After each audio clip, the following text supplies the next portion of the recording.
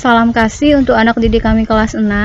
Apa kabarnya? Semoga kalian semua sehat. Dan yang pasti apabila kalian keluar dari rumah, gunakan masker, kemudian cuci tangan dan tetap jaga jarak. Semoga corona ini cepat berlalu dan kita bisa berkumpul kembali di sekolah. Anak-anakku yang terkasih di dalam Kristus, pada video pembelajaran yang pertama ini kita akan membahas tentang keanekaragaman dan kesatuan bangsa Indonesia. Bangsa Indonesia adalah bangsa yang terbentuk dengan latar belakang yang unik dan menarik. Karena apa? Karena terdiri dari berbagai suku, budaya, bahasa, sejarah, dan agama. Hal inilah yang membuat bangsa Indonesia itu beragam, seperti yang nampak di dalam foto di bawahnya. Nah, anak-anakku yang terkasih, kesatuan keanekaragaman itu tertuang di dalam semboyan Bhinneka Tunggal Ika, yang artinya berbeda-beda tetapi tetap satu juga, tetap satu jua. Nah, artinya kita walaupun berbeda-beda harus bisa bersatu untuk membangun bangsa Indonesia. Oleh karena itu, tugas dan kewajiban kita bersama adalah mempertahankan dan melestarikan Bhinneka Tunggal Ika. Bagaimana cara kita melestarikan dan mempertahankan Bhinneka Tunggal Ika, kesatuan bangsa Indonesia, atau mempertahankan perbedaan yang ada di antara kita supaya menjadi sesuatu yang indah? Cara yang dapat kita lakukan itu, misalnya ketika kita sedang berada di sekolah, ada teman kita yang beragama lain sedang ibadah, maka kita harus menghormatinya. Tidak boleh mengganggu aktivitas ibadah mereka. Atau misalnya ada umat yang beragama lain sedang menjalankan puasa, maka kita juga harus menghormati dan menghargai dengan tidak makan dan minum sembarangan. Ini bentuk bagaimana cara kita mempertahankan dan melestarikan Bhinneka Tunggal Ika sehingga bangsa kita tetap menjadi bangsa yang bersatu. Nah, anak-anakku yang terkasih di dalam Kristus, selama bersatu kita dapat mengerjakan tugas dan karya besar untuk bangsa kita. Jadi apapun kalau kita bersatu itu akan menjadi sesuatu yang indah kalau kita bersatu. Tugas apapun kalau kita bersatu itu akan mudah selesai pekerjaannya. Begitu juga di rumah atau di sekolah atau di gereja atau lebih luas lagi di masyarakat. Kita harus selalu bersatu supaya kesatuan itu menciptakan kedamaian di dalam keluarga kita, di sekolah, di gereja, maupun di masyarakat. Nah, jika kita terpecah-pecah, kita akan lemah dan tidak dapat membangun negara kita. Bahkan kita akan mudah dikalahkan oleh musuh. Jangankan negara, kalau kita terpecah belah di dalam lingkungan keluarga kita sendiri, maka keluarga itu akan menjadi keluarga yang tidak harmonis, yang tidak damai, tidak tenang. Jadi, alangkah baiknya jika kita bisa selalu menerima perbedaan yang ada di dalam keluarga sebagai sesuatu yang indah. Kita maknai sebagai sesuatu yang indah yang dapat membuat keluarga kita menjadi keluarga yang harmonis. Tidak ada perpecahan di dalamnya. Nah, sejarah bangsa kita itu telah membuktikan bersatu kita teguh, bercerai kita runtuh. Yang artinya, kalau kita bersatu maka kita akan menciptakan sesuatu yang luar biasa. Artinya kalau kita bersatu, kita tidak bisa dipecahkan atau dipisahkan oleh siapapun. Tapi kalau kita bercerai atau kita terpecah belah, maka kita akan mudah dikalahkan oleh orang lain. Kita akan mudah goyah. Nah, anak-anakku yang terkasih dalam Kristus, dalam gereja Katolik, persatuan itu menjadi semangat bagi umat Katolik. Kenapa? Karena di dalam gereja Katolik itu sendiri, persatuan itu menjadi hal yang paling utama. Karena kalau umat Katolik tidak bersatu, maka akan susah untuk menciptakan kedamaian di dalam gereja. Maka dari itu, umat Katolik dimanapun berada harus bisa menciptakan kesatuan. Dan kesatuan itu dimulai dari diri kita sendiri. Apakah kita mau menerima perbedaan orang lain? Apakah kita bisa menerima sesama kita? Nah, seperti gambar di bawah ini. Walaupun mereka berbeda-beda asalnya, suku, budaya, dan bahasa, tapi mereka bisa bersatu di dalam gereja. Nah, anak-anakku yang terkasih di dalam Kristus, gereja itu menolak segala macam bentuk perpecahan, perselisihan, dan penganiayaan manusia yang disebabkan oleh perbedaan suku, agama, budaya, dan sebagainya.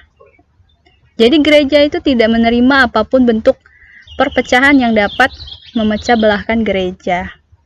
Oleh karena itu, kita sebagai anak-anak Allah juga harus menghindari berbagai bentuk perpecahan atau perselisihan. Jangan, misalnya di sekolah, kita tidak bisa akur dengan teman kita, atau kita selalu berselisih dengan teman kita. Maka lama-kelamaan akan terjadinya perpecahan, dan itu harus dijaga. Jangan sampai perselisihan itu terjadi. Nah, anak-anakku yang terkasih, sekarang kita akan melihat bangsa Israel. Kita tahu bahwa bangsa Israel itu adalah bangsa pilihan Allah. Ketika bangsa Israel memasuki tanah Kanaan di bawah pimpinan Yosua, Yosua ini adalah nabi yang dipilih oleh Allah untuk menggantikan Nabi Musa ketika dia sudah wafat.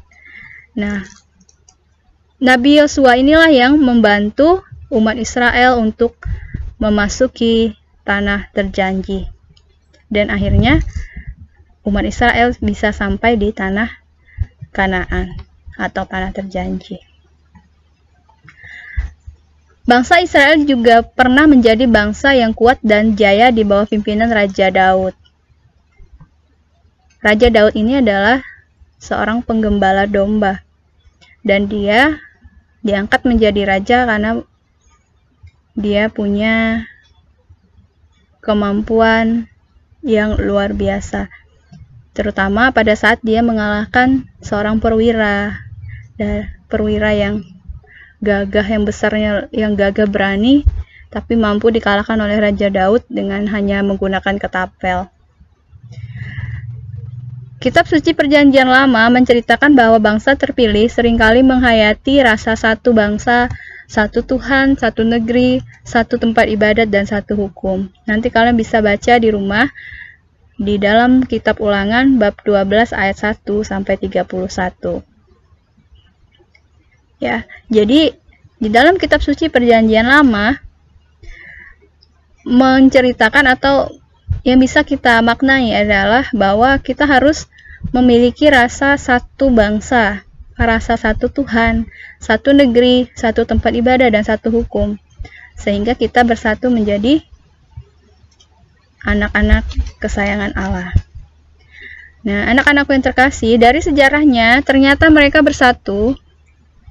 Mereka menjadi kuat sehingga sanggup mengalahkan musuh dan menjadikan dirinya bangsa yang jaya. Jadi, kunci utama dari kejayaan yang bangsa Israel peroleh itu karena mereka bersatu. Jadi, apapun yang kita lakukan, apapun yang kita inginkan, kalau kita bersatu, maka itu akan tercapai. Dalam kitab suci Perjanjian Baru, tadi Perjanjian Lama, sekarang kita masuk di Perjanjian Baru, Santo Paulus juga menjelaskan bahwa Kristus menghendaki persatuan di antara umat manusia. Ya. Dan itu jelas bahwa Kristus selalu menginginkan kedamaian di dalam umat manusia. Sebab Kristus disalib untuk menyatukan dan menyelamatkan umat manusia, bukan untuk memecah belahkan umat manusia. Jadi Yesus itu disalib, pengorbanannya itu untuk menyelamatkan manusia dari dosa.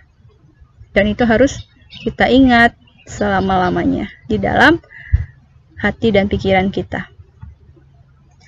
Anak-anakku yang terkasih, Santo Paulus juga pernah sedih melihat seluruh umat Kristiani menjadi pecah, saling bertengkar, hanya ingin menunjukkan kelompoknya masing-masing, ingin menonjolkan diri. Dan ini juga sering terjadi di dalam kehidupan kita. Dan itu tidak bisa kita hindari. Namun bisa kita ubah supaya jangan sampai itu terjadi pada diri kita. Sikap ini membuat mereka menjadi kelompok-kelompok yang tertutup dan merasa paling benar. Jadi kalau orang yang ingin menunjukkan bahwa ingin selalu menonjolkan diri, ingin menunjukkan kelebihan kelompoknya, jadi itu nanti cenderung kelompok itu akan menjadi kelompok yang tertutup dan merasa paling benar. Itu tidak baik. Karena di hadapan Tuhan kita semua itu sama. Maka persatuan di dalam kehidupan manusia itu sangatlah penting. Nah, anak-anakku yang terkasih, kita harus mampu menghargai perbedaan yang ada sebagai suatu sarana untuk memperindah keanekaragaman itu sendiri.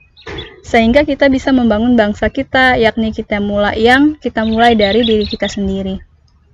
Jadi kalau kita ingin membangun bangsa, jangan terlalu muluk-muluk, tetapi mulailah dari diri kita sendiri.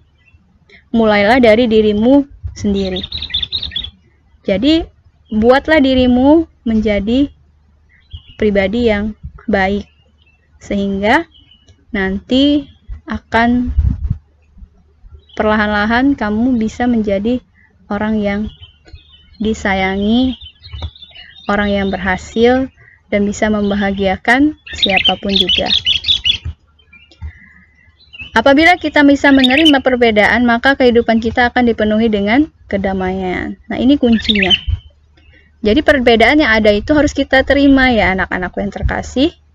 Jangan perbedaan itu kalian anggap sebagai petaka, sebagai permusuhan. Tetapi perbedaan itu harus kita terima dengan sukacita, dengan kegembiraan.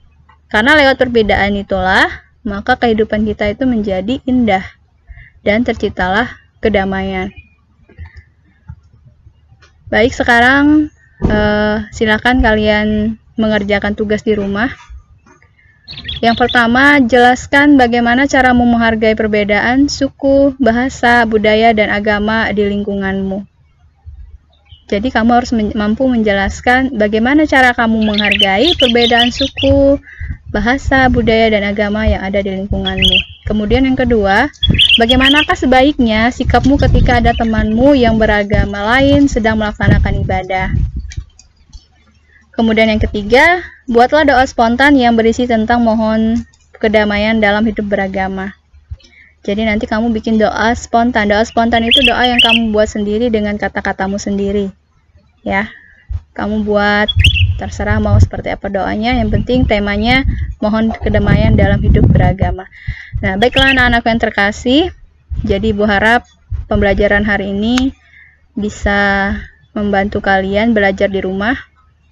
Dan tetap semangat. Sampai jumpa lagi di video pembelajaran yang selanjutnya. Terima kasih, Tuhan Yesus memberkati. Amin.